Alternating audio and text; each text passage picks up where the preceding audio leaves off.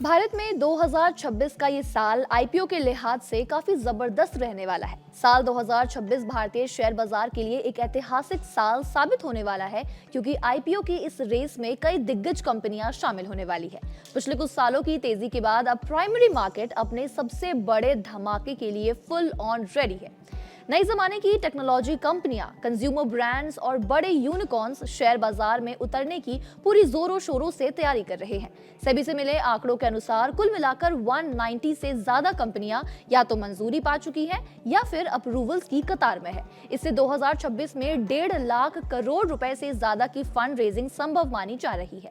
ऐसे में ये साल आपके लिए कमाई के ढेरों मौके लेकर आया है। इसी कड़ी में हम आपको बताएंगे कि 2026 में कौन कौन से आईपीओ खुलने वाले हैं और इनकी सभी डिटेल्स क्या क्या है। 2026 के आईपीओ कैलेंडर में सबसे ऊपर नाम रिलायंस जियो का है। लंबे समय से इंतजार में चल रही इस लिस्टिंग को लेकर बाजार में जबरदस्त उत्साह है। अनुमान है कि रिलायंस इंडस्ट्री की टेलीकॉम और डिजिटल सर्विसेज यूनिट की वैल्यूएशन करीब 11 लाख करोड़ रुपए से 12 लाख करोड़ रुपए के बीच हो सकती है। अगर रिलायंस जियो 2026 में बाजार में उतरता है तो ये भारत का अब तक का सबसे बड़ा आईपीओ होगा, जिसका असर कई महीनों तक बाजार की लिक्विडिटी और निवेशकों की धारणा पर दिख सकता है। आईपीओ की इस रेस में दूसरा नाम है quick commerce company Zepto limited का।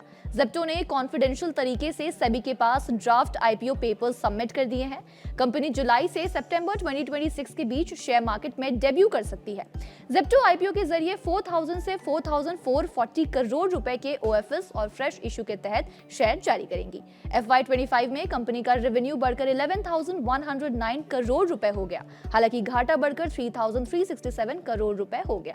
दिसंबर के मिड में जेप्टो ने 12 लाख वीकली एक्टिव यूजर्स जोड़े हैं। आपको बता दें, कंपनी ने हाल ही में अपने निवेशकों से $450 मिलियन जुटाए, जिससे उसकी टोटल फंडिंग करीब 2.3 बिलियन डॉलर हो गई।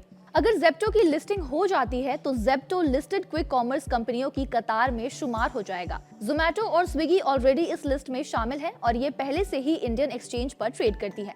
जोमैटो की पेरेंट कंपनी इटर्नल साल 2021 में लिस्ट हुई थी, जबकि स्विगी ने नवंबर 2024 में डेब्यू किया था। जेप्टो सिर्फ 4 साल पुरानी कंपनी है, जिसे बीते 23 दिसंबर को हुई जनरल बोर्ड की मीटिंग में इसके शेयर होल्डर से आईपीओ लाने के लिए हरी झंडी दिखाई गई थी। बढ़ते हैं तीसरी कंपनी की तरफ, जो है हॉस्पिटैलिटी प्लेटफॉर्म ओयो की पेरेंट कंपनी प्रिज्म। इस कंपनी ने भी कॉन्फिडेंशियल तरीके से आईपीओ के लिए सेबी के पास अपने ड्राफ्ट पेपर जमा कर दिए हैं।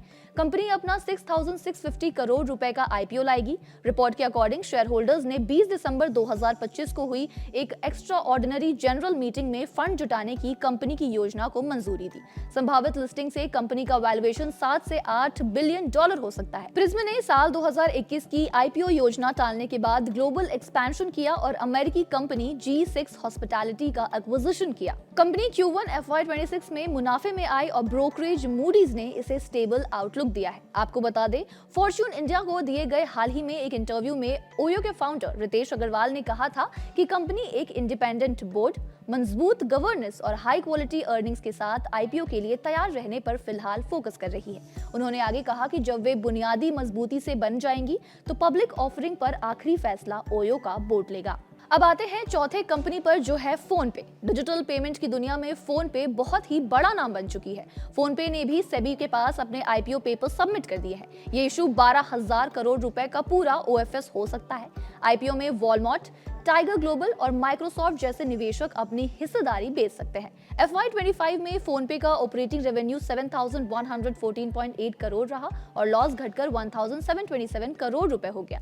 आपको बता दें, हाल ही में भारत की सबसे वैल्यूएबल फिनटेक कंपनी फोन पे को जनरल अटलांटिक से $600 मिलियन का नया निवेश मिला है।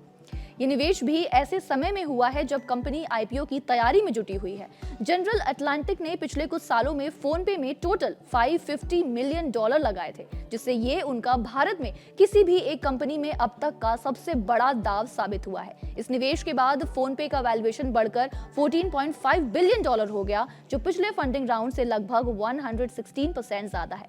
फोन पे को 2020 में फ्लिपकार्ट से अलग किया गया था और तब इसका वैल्यूएशन $5.5 बिलियन था। आज कंपनी भारत में डिजिटल पेमेंट की सबसे बड़ी प्लेयर है और सितंबर 2025 में इसने 8.9 बिलियन यूपीआई ट्रांजैक्शन प्रोसेस किए, जो पूरी बाजार का लगभग 45% से ज्यादा हिस्सा है। पांचवी कंपनी है वॉलमार्ट की कंपनी फ्लिपकार्ट। फ्लिपकार्ट ने भी भारत में आईपीओ की दिशा में एक बड़ा कदम उठाया है। नेशनल कंपनी लॉ ट्रिब्यूनल यानी कि एनसीएलटी ने फ्लिपकार्ट को अपना बेस सिंगापुर से भारत ट्रांसफर करने की मंजूरी दे दी है। फ्लिपकार्ट अमेरिका के वॉलमार्ट ग्रुप का एक हिस्सा है। वॉलमार्ट ग्रुप भारत में सीधे उतरने की तैयारी कर रही थी, लेकिन बाद में इसकी रणनीति बदली और साल 2018 में इसने Bengaluru based e commerce company Flipkart का एक्विजिशन किया। अमेरिकी सरकार कई बार भारत सरकार की ई कॉमर्स नीति की आलोचना भी कर चुकी है। भारत सरकार की सख्त नीतियों को देखकर ही वॉलमार्ट ने बिजनेस ऑब्जेक्टिव्स के चलते फ्लिपकार्ट को भारतीय नियमों के अधीन लाने की ये नीति तैयार की। इसके लिए फ्लिपकार्ट को इस साल यानी कि 2026 में भारतीय शेयर बाजार में भी उतारा जा रहा है। लिस्ट में छठी कंपनी है वेयरेबल ब्रांड बोट की। प्रस्तावित 1500 करोड़ रुपए के आईपीओ में 500 करोड़ रुपए का फ्रेश इशू और 1000 करोड़ रुपए का ओएफएस शामिल है। फ्रैक्टल एनालिटिक्स को सेबी से आईपीओ की मंजूरी भी मिल चुकी है। बोट इलेक्ट्रॉनिक डिवाइसेस के मामले में काफी जानी मानी कंपनी है। ये कंपनी भी जल्द ही प्राइमरी मार्केट में अपना कदम रखने जा रही है। कंपनी आईपीओ के तहत लगभग 2000 करोड़ रुपए जुटाने की प्लानिंग कर रही है। भारत का स्टार्टअप इकोसिस्टम तेजी से अपने पैर पसार रहा है और आज भारत अमेरिका और चीन के बाद दुनिया का तीसरा सबसे बड़ा स्टार्टअप हब बन चुका है। इसी इकोसिस्टम से निकली एक शानदार कंपनी बोट। इस कंपनी की शुरुआत साल 2013 में हुई थी। इस कंपनी के को founder Aman Gupta reality show Shark Tank के जरिए काफी फेमस भी हुए। आज उनकी कंपनी और उनके बारे में हर कोई जानता है। ये कंपनी कब एंट्री लेगी, इस बारे में फिलहाल कोई भी ऑफिशियल जानकारी सामने नहीं आई है। सातवीं कंपनी है नेशनल स्टॉक एक्सचेंज यानी कि एनएसई की। एनएसई का आईपीओ भी लंबे समय से चर्चा का विषय बना हुआ है। हाल के महीने में इसकी लिस्टिंग को लेकर हलचल भी तेज है, क्योंकि एनएसई ने सेबी के साथ लंबित मामले के निपटारे के लिए करीब 1300 करोड़ रुपए अलग रखे हैं। बाजार को ये उम्मीद है कि जल्द ही सेबी से नो ऑब्जेक्शन सर्टिफिकेट मिल सकता है, जिससे इस मच अवेटेड आईपीओ का रास्ता क्लियर हो जाएगा। फाइनेंशियल सर्विसेज से जुड़ी कंपनियां भी 2026 में बाजार का रुख करेंगी। ब्लूमबर्ग की एक रिपोर्ट के अनुसार एसबीआई फंड्स मैनेजमेंट 2026 की पहली छमाही में करीब 1.2 अरब डॉलर जुटाने के लिए आईपीओ ला सकती है।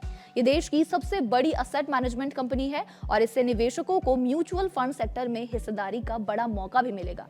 इन सभी के अलावा Cure Foods, RentoMojo, Cult Fit और शैडो फैक्ट्स भी आईपीओ की कतार में है। हालांकि इन सभी के आईपीओ डिटेल्स अभी तक सामने नहीं आए हैं। तो कुल मिलाकर साल 2026 में एक बार फिर रिकॉर्ड स्तर की हलचल देखने को मिलेगी और अगर 2025 में आप कमाई करने से चूक गए थे तो 2026 का ये साल आपके लिए लकी साबित हो सकता है। रिलायंस जियो से लेकर फ्लिपकार्ट और फोन पे तक ये कंपनियां न केवल बाजार की तस्वीर बदलेंगी बल्कि निवेशकों के लिए वेल्थ क्रिएशन का एक सुनहरा मौका भी साबित हो सकती है। लेकिन याद रखिए, प्राइमरी मार्केट में मुनाफा जितना बड़ा होता है, रिस्क भी उतना ही होता है। इसलिए हर आईपीओ में दाव लगाने से पहले उनके बिजनेस मॉडल और प्रॉफिटेबिलिटी को जरूर परखें और हमें कमेंट्स में बताएं कि आप इन सभी आईपीओ में से किस आईपीओ पर दाव लगाना पसंद करेंगे।